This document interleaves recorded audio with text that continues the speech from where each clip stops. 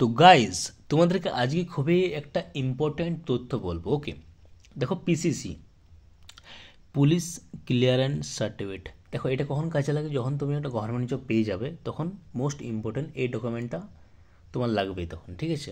আর এখন যদি কোম্পানি, ধরো এখন যদি কেউ কোম্পানিতে জব করছে, বড় বড় কোম্পানিতে, তাও এটা লাগছে। ওকে, এটা তোমাকে বানাতেই হবে, ঠিক আছে? তো দেখো এটার ভ্যালিডিটি থাকে 6 মান্থ।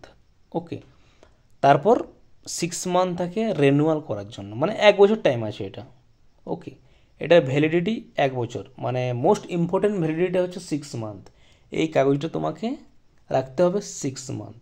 তারপর যদি ডেটটা পেরিয়ে যায় তখন তোমাকে রেনুয়াল করতে হবে, ঠিক আছে? আবার রেনুয়াল করতে হবে।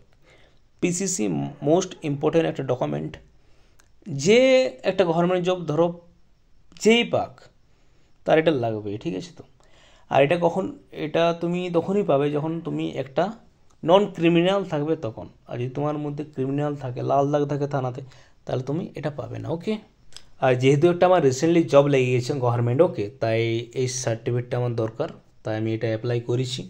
তো আমার এটা এসে গেছে, আর কোনো টেনশন নেই।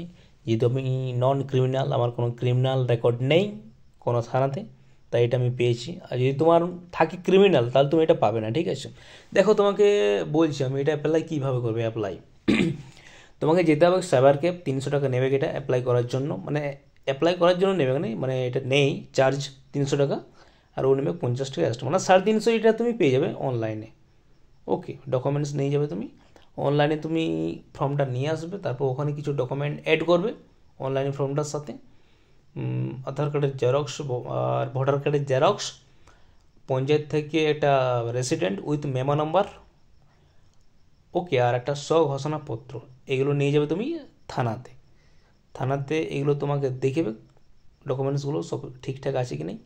তারপর তোমার ডকুমেন্টসগুলো ডিআইবি অফিসে ট্রান্সফার করবে, তারপর ওখানে তোমাকে চেক করবে যে তুমি ক্রিমিনাল হচ্ছ না নন ক্রিমিনাল হচ্ছ। ওকে, যদি তুমি নন ক্রিমিনাল থাকো তাহলে তুমি এই সার্টিফিকেটটা পেয়ে যাবে। আর যদি তোমার কেস আছে তাহলে তুমি এটা পাবে না, তোমাকে ফোন করবে, তোমাকে থানাতে ডাকবে, বুঝতে পারছো? থানাতে ডাকবে তোমাকে, জানি না মারধর করবে না কী করবে, আই ডোন্ট নো ইয়ার, ওটা জানি না আমি। ওকে, এটা আমার হয়ে গেছে, আর কোনো টেনশন নেই আমার, এটা আমি পেয়ে গেছি ওয়েবসাইটেই। ওকে, আই থিঙ্ক তোমরা বুঝে গেছো। বুঝতে যদি না পারো আমাকে কমেন্ট করো, ফোন করো, সব বলে দেবো ডিটেলস, এত বকতে পারছি না ইয়ার, ঠিক আছে? তো আর মনে রাখবে নেক্সট, এই যে সার্টিফিকেটটা পুলিশ ক্লিয়ারেন্স সার্টিফিকেট, এটা ভ্যালিডিটি থাকে 6 মান্থ, 6 মাস গ্যারেন্টি থাকে এটা। ওকে, তারপর আরও 6 মাস থাকবে এটা তোমার রিনিউয়াল করার জন্য, মানে 1 বছর টাইম। ওকে, 6 মাস ওয়ারেন্টি, 1 বছর গ্যারেন্টি, মোবাইলের মতো, ঠিক আছে? ওকে, 6 মাস তোমার এটা কাজে লাগবে, তারপর তোমাকে ডেট যখন পেরিয়ে যাবে তখন তোমাকে রিনিউয়াল করতে হবে আবার। ওকে, তারপর যখন 1 বছরও পেরিয়ে যাবে তখন তোমাকে আবার অ্যাপ্লাই করতে হবে, ঠিক আছে? বুঝতে পারলো তো? বুঝতে যদি না পারো আমাকে কল করো, ভালো করে বলে দেবো, ঠিক আছে? ওকে, যেহেতু ওটা আমি জব পেয়ে গেছি রিসেন্টলি, তাই আমার এটা হয়ে গেছে, অ্যাপ্লাই করেছি, হয়ে গেছে। আর ডিআইবি অফিসে যখন এটা তোমার পৌঁছে যাবে তখন 1 সপ্তাহের মধ্যে তুমি পেয়ে যাবে ওয়েবসাইটে, বেশি লেট লাগে না এগুলো আসতে, ঠিক আছে? তো অ্যাপ্লাই করো। ওকে, আর মেন ইম্পর্টেন্ট আর একটা তথ্য তোমাদেরকে আমি বলতে ভুলে গেছি, এপিডেভিট। এপিডেভিটও লাগবে ডকুমেন্টসটার সাথে, এপিডেভিট লাগবে।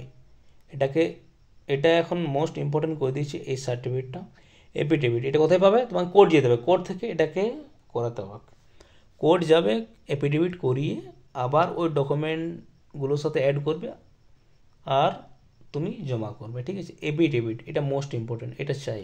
ওকে, চলো, যদি বুঝতে যদি না পারো আমাকে বলবে, আমি আবার বুঝিয়ে দেবো, ঠিক আছে? তো বাই।